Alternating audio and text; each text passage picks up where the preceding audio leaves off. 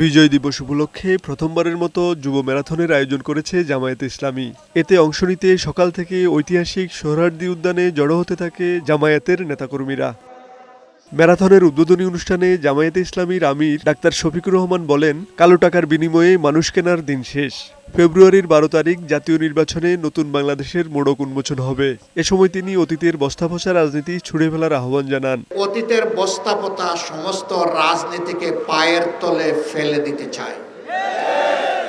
এই রাজনীতি বাংলাদেশে অচল। এই রাজনীতির পাহারাদারি যারা করতে পারবে তারা অচল মালে পরিণত হবে।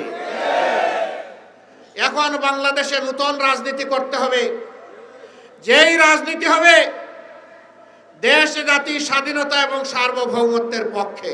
ম্যারাথনটি সোহরাওয়ার্দী উদ্যান থেকে শুরু হয়ে শাহবাগ মোড় ও সায়েন্স ল্যাব অতিক্রম করে সংসদ ভবনের দক্ষিণ প্লাজায় গিয়ে শেষ হয়। পুরো পথ জুড়ে অংশগ্রহণকারীদের হাতে ছিল জাতীয় পতাকা ও বিভিন্ন স্লোগান সংবলিত ব্যানার।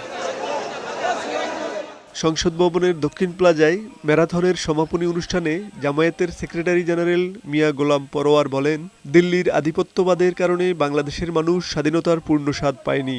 নির্বাচন বানচাল করতে ওসমান হাদির উপর হামলা হয়েছে বলেও মন্তব্য করেন তিনি। মৃত্যুভয়হীন অপ্রতিদ্ধ চেতনার মৃত্যুঞ্জয়ী বীর হচ্ছে শরীফ ওসমান হাদি। গোটা জাতি যখন আধিপত্যবাদ বিরোধী ফ্যাসিবাদ বিরোধী শক্তি ঐক্যবদ্ধ হয়ে নতুন বাংলাদেশের জন্য অভিযাত্রা শুরু করেছে, তার পরের দিন তাকে টার্গেট করে গুলি করা হয়েছে। তার অর্থ হলো নির্বাচনকে বানচাল করে এই দেশকে ভারতের করদ রাজ্যে পরিণত করার প্যাকেজ প্রোগ্রাম তারা শুরু করেছে।